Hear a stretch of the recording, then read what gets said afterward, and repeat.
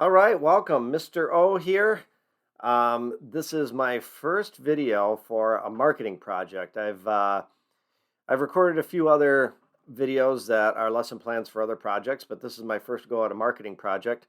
I do teach marketing in a high school right now, and this is a project that I used this year.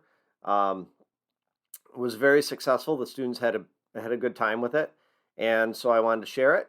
Um, this video should walk you through exactly how you need to set it up in order to run it, and you can make any changes that you see fit. Um, if you want the complete downloadable content uh, packaged with a bow on it and ready to go, I do have a link to my Teachers Pay Teachers resource. It costs $5. I put a lot of work into it. I'm sharing it with you here for free, but if you want the ready to go media, it's available for you in the description for the low price of $5. But hopefully this will get you everything that you need if you do want to develop on it on your own, and if you want to make a bunch of changes to it, then hopefully it serves as a good inspiration. At least give me a like and a subscribe, and I'd appreciate it. But let's run through it and see how it works. Um, Basically, uh, this is something that I use either to introduce target marketing and market segmentation, or you could use it to reinforce market segmentation and target marketing. But basically, we split the Disney universe into specific segments, and I'll get to that in a second. But then we try to take those segments and we try to sell them a Procter and Gamble product. And you've got a lot of home products here, along with beauty products. Um, so you're trying to sell two different target markets a Procter and Gamble product. And I actually tell them to sell the exact same product, but market it differently to these different segments. So here's what I end up doing. Um, at the start of class, I might go over some key concepts. These might be introduced for the first time, or they might be reviewed, but I talk about what market segmentation is and target markets, and then kind of the process that businesses will go through where they pick their segments and then they appeal to those segments by using a different message or different media or a different product. So I'll talk about these concepts first, just for a minute or two. Nothing super in depth. Then I will have the students pull out a piece of paper so that we can brainstorm some characters that fit in different segments.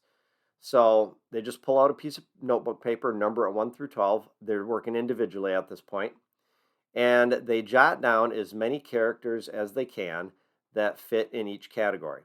So here's the first category: strong-willed princess. So students usually don't have any trouble figuring out a few strong-willed princesses that are in Disney. Um, so I'll give them 1 minute, and that's enough time for them to jot down a few ideas. And then I'll move on to the next slide. Loyal sidekick. 1 minute again for loyal sidekick. You don't have to take out a stopwatch or anything. You can just kind of give them about a minute and keep an eye on those pencils when they start to stop moving. And then I move on to the next brainstorm. OMG, I just transformed into something else. 1 minute. Big heart, not so big brain. 1 minute. Wise mentor. Disney just killed my parents. And this one is there's no shortage of characters where Disney has offed a parent or two. I realize this is a little insensitive. If you have a student in class that has lost a parent recently, you should get rid of this and substitute it for something else. One that I suggest is Older Than the Hills. You could substitute Older Than the Hills and look for ancient Disney characters. But feel free to change this one. But my students actually seem to enjoy this one. I'm just here to be cute for a minute. More machine than man for a minute. So much hair. Got hit hard with the ugly stick. Handsome and charming. Main character's BFF. So they'll do those 12. After they've had a chance for a minute each to brainstorm some ideas, all the kids should have a list with at least a nice handful of characters written down. They haven't maybe come up with a character for every segment, but but they have some to share. Usually, I'll start by going around the class and picking students that maybe I don't feel confident are going to contribute much on their own. Throw them some easy ones. If I know that Johnny's usually pretty quiet, I might say, Johnny, who'd you put down for a strong-willed princess? and hopefully he's got a name, and then maybe I can call on a different student, and then I'll ask for volunteers, and the kids are usually more than eager to let us know who we forgot. While we are sharing, um, I'll have them add to their list. So if you only wrote down one, you're going to hear a couple more names. Write them down. So they're filling up their lists. They're creating a more complete list. So we're just going through this list again, and we're going to stop on each one of these and get some input from the class. So if we spend a minute going through each one in the first place and another minute or two going through each one again to review them, you're probably a half hour to 40 minutes deep at this point in time. But the students should have a good list of characters that meet these different segments. That's when I actually tell them what sort of project we're going to be doing. I'll tell them we're going to be marketing a Procter Gamble product to some of these different segments. And usually I'll have them at this point in time, as long as they have some technology in front of them, I will have them visit Procter Gamble's website and check out the products that they sell. And I'm not super hung up on it being a Procter and Gamble product, but they do have such a wide range of products that it usually works out pretty well. But I tell the kids, you're going to sell the exact same product to 2 or 3 different segments. All you're going to do is you're going to change the packaging and the promotion so that the product looks different and appeals to those groups. Ultimately, they're going to be creating some deliverable media for 2 of those 3 target markets. So I'll usually have them come up with three target markets or market segments, and then narrow it down to 2 that they think are going to work the best. So here's how I go over day 1, and I've kind of walked through this, but this is in the presentation. So at this point in time, I will show the kids that this is the expectations for day 1. In a 55-minute class, you're pretty close to being done, but I might have them, if I got a little bit of extra time, I'll have them pair up and maybe start to talk about a product that might work for some of these market segments. When we get to day 2, or at the end of day 1, I'm going to distribute this planning guide. And the planning guide has 3 tables. They're all the exact same, but they're going to list a target market for each of these tables, or a market segment. And then they're going to say what product they're going to use, and it should be the same for all of them. Who's the target market? What do they have in common? What are the specific needs? So we can talk about benefits. Why might your target market value this product in different ways? And what's an angle that you could go with for this target market? So the handout has 3 of these tables, and you can see 2 of them here, or you can see one complete one in the start of the second one. Then on day 2, after they've had some time to think about it and know what the expectations are, they're going to get together.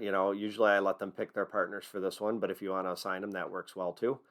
And fill out that planning guide, coming up with an angle. What benefits does this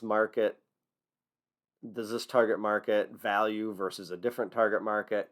So I'll have them fill out the planning guide so they have a good idea of how they're going to approach these different target markets differently. And I'll explain that they're going to eventually be developing media. So they might get to this on day 2, but they're definitely going to spend some time working on that planning guide and having a good conversation about what product they're going to sell and how they're going to sell it differently. So then I give them, in the presentation, I will give them an example of, for instance, selling deodorant to the handsome and charming market segment, which includes Flynn Rider and Prince Charming and Prince Eric and Kristoff and maybe for some others, whoever came up in your discussion. So then we'll talk about, what do they have in common? What are the needs? How might they value your product, and kind of an angle to go with. So this is an example of how they would fill out the planning guide. So I'll show them this as they're starting to fill out the planning guide and working on the planning guide. Target market 2, once again, you're selling deodorant, but maybe this is to so much hair, and things are going to change for so much hair. And target market 3, again, we're selling deodorant to Disney just killed my parents. So this would be a good example of how to fill out one of those planning guides. So I think this helps to show them as they're filling out the planning guide or before they fill out the planning guide. Then on days 3 and 4, it's mostly developing media. So the kids are working on creating packaging options, two different packages for two different segments, and advertisements, two different ads for two different segments. So they're developing these. Um, I tell them that they can do a video, they can do a print ad or a web ad. Um, I mentioned in here that a web ad should be either tall and skinny or short and wide, something that fits along the top of a web page or along the left or right side of a web page.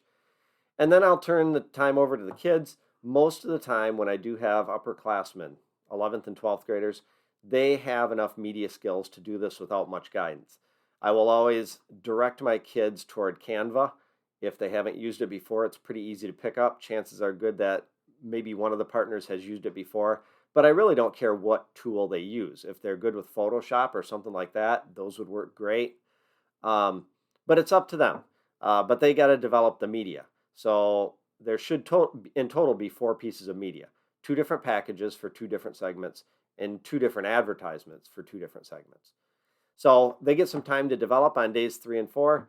Sit back, have some coffee, circulate the room, make sure everybody's doing okay, help them out with any technical difficulties they're having. But days 3 and 4 are mostly development days. By the end of day 4, they should probably be able to submit their media, and then we can start sharing with the class. Kind of going back. At the end of this, I might have the students do a presentation, or I'll just show off what they've done with my overhead. And I'll ask the students and partners to stand up and kind of talk about some of the different decisions they made, walk us through why you did different things, tell us about the differences and why you chose to do things differently for your different target markets. So if you've got 10 or 15 partners, this is going to take a little bit as well. So it does usually run into a 5th day. So once they do, you got 3 days toward the end, basically 2 or 3 days to develop media, finalize the media, submit it, and then share with the class. I always talk about deliverables, what they should actually be turning in, 2 different package options and 2 different ads. Here's an example of a couple different packaging options for deodorant. Here's a look at the rubric that I use. Basically, I make this worth about 25 points. I've got 5 categories that I'll grade. So feel free to pause the video and check this out. But I do have a rubric that I make available to students so that they know how they're going to be graded. And then I print out a bunch of these and I go through them and I put some X's in the categories where they fall, write down some notes, and this is what I give them back when I give them a grade. So I hope this helps. Once again, there is a link in the description for the full presentation ready to roll, including the planning guide, including the rubric, everything that you need to run for $5, which I think is a pretty fair price for this. But if you, like I said, if you want to develop it on your own, if you like the idea and you want to kind of roll with the idea but do your own thing, I hope it works out great for you and that you have a good idea. I'd appreciate a like and a subscribe, share, whatever you can do to help push this video out there is much appreciated. Hope this helps. Hope this is something you can use tomorrow. Thanks for watching.